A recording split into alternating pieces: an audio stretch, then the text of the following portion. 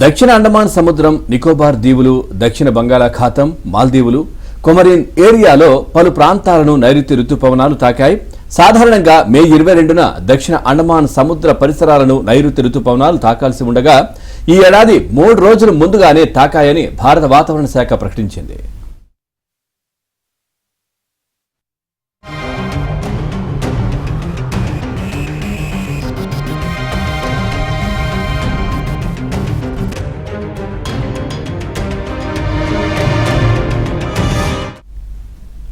హిందూ మహాసముద్రం మీదుగా బంగాళాఖాతం వైపు పడమర నైరుతి గాలులు బలంగా వీయడం, భారీగా తేమ మేఘాలు ఆవరించడం, శనివారం నుంచి నికోబార్ దీవుల్లో వర్షాలు కురవడం వంటి అంశాలను పరిగణలోకి తీసుకుని నైరుతి రుతుపవనాలు ప్రవేశించాయని ఐఎండీ నిర్ధారించింది. కాగా ఈ నెల 22న నైరుతి బంగాళాఖాతంలో అల్పపీడనం ఏర్పడనుంది.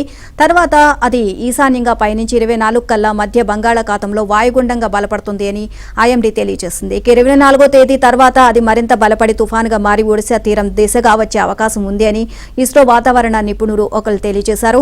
ఇక ఈ నెల 22 తర్వాత దీనిపై మరింత స్పష్టత వస్తుంది అన్నారు.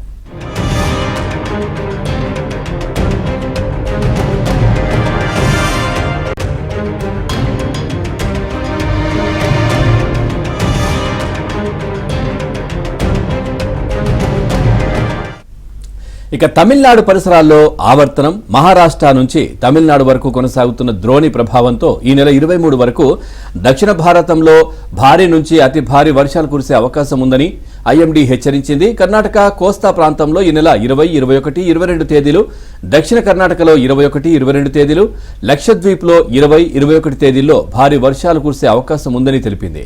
ఇక 20, 21, 22 తేదీల్లో తమిళనాడు, పుదుచ్చేరి, కర్తైకాల్, కేరళ, మహే ప్రాంతాల్లో అక్కడక్కడ భారీ నుంచి అతి భారీ వర్షాలు కురిసే అవకాశం ఉందని వెల్లడించింది. కాగా తమిళనాడు, పుదుచ్చేరి, కేరళ, లక్షద్వీప్, దక్షిణ కర్ణాటక, ఏపీ, తెలంగాణ, యానం, సబ్ హిమాలయాలో, పశ్చిమ బెంగాల్, సిక్కింలో వచ్చే 7 రోజులు ఉరుములు, మెరుపులు, పిడుగులు, బలమైన గాలులతో తేలికపాటి నుంచి మోస్తారు వర్షాలు కురుస్తాయని తెలిపింది.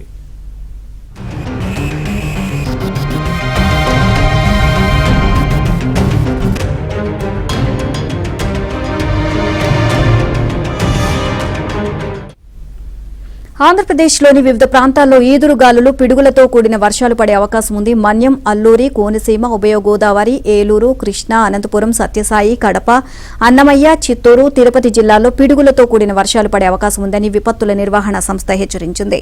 మరోవైపు శ్రీకాకుళం, విజయనగరం, మన్యం, అల్లూరు జిల్లాలోని 24 మండలాల్లో వడగాల్పులు వీచే అవకాశం ఉందని తెలిపింది.